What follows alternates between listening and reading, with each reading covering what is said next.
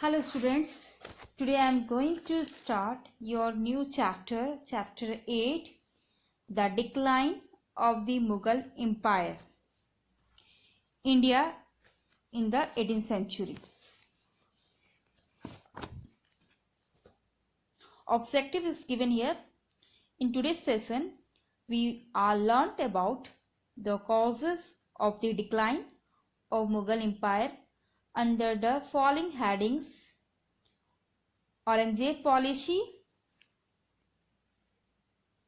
weak successor, war of succession, court politics, military weakness, and the last one is foreign invasions.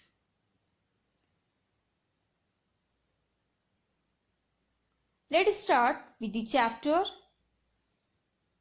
The history of India in the 18th century was mainly controlled by three factors.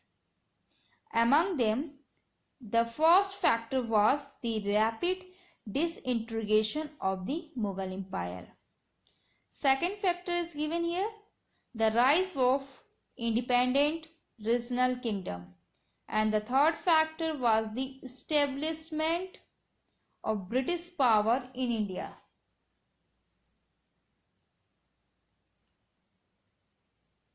Now move to the first one is, we will discuss about the causes for the decline of the Mughal Empire. Before started this portion, causes of decline, let's have a look on the growth of Mughal Empire. In the given map, we can see that the portion marked with blue line was added to the Mughal Empire by its founder Babur. Then yellow portion areas was added to the Mughal Empire by Akbar, and the areas shown in orange color were added to the Mughal Empire was followed by Aurangzeb. This entire area was once under the Mughal Empire, but after the death of Aurangzeb, the decline of the Mughal Empire started.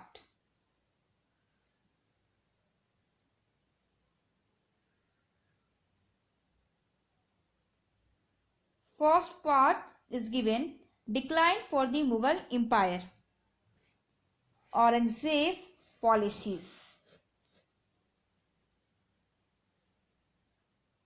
Aurangzeb ideology were different to that of Akbar, diplomacy and tolerance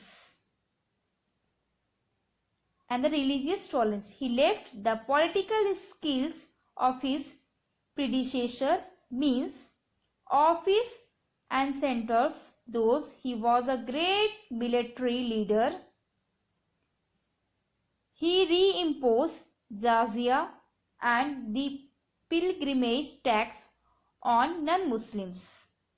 Other than he replaced all the high officials of non-Muslim background from their post in the Mughal Empire. Aurangzeb intolerant religious policies causes revolt in different parts of his empire. As a result, he had to face opposition from the Rajput, the Marathas, the Jat and the Sikh. He spent 25 years of his rule to suppress the Maratha in the Deccan.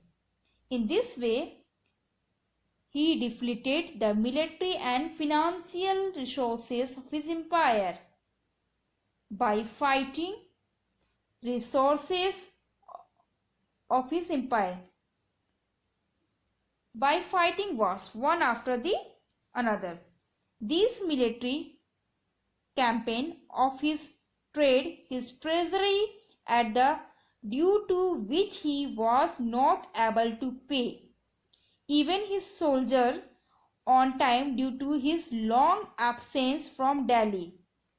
During the Deccan War, his noble and official became powerful and they carved out independent kingdom after the death of Aurangzeb.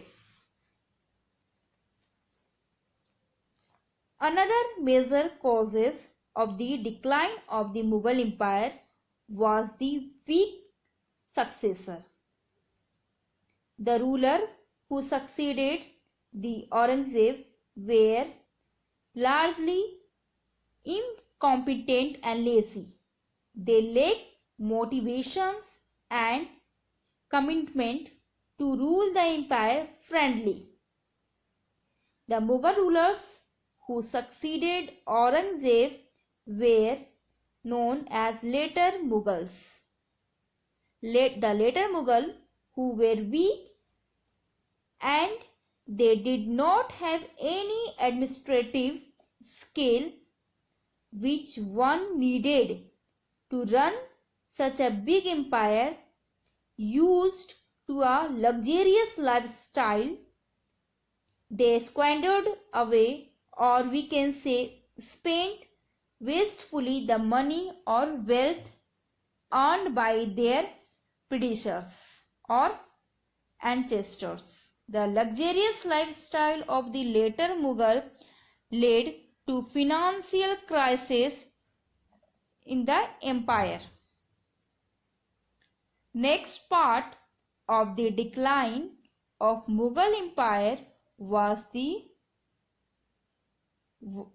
War of Succession.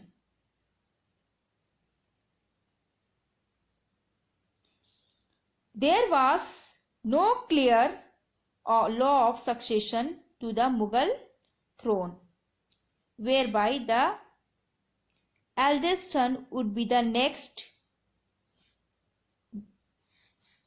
came by all rightful means. The death of one Mughal ruler often led to a bloody fight for the throne among all his sons.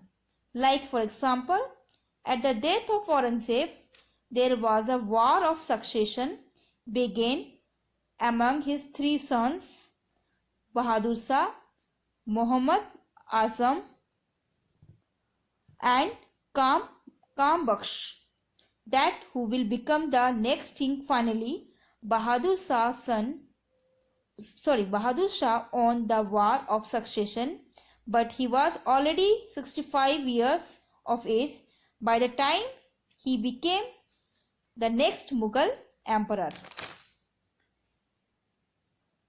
Next part for the decline of the Mughal Empire, court politics.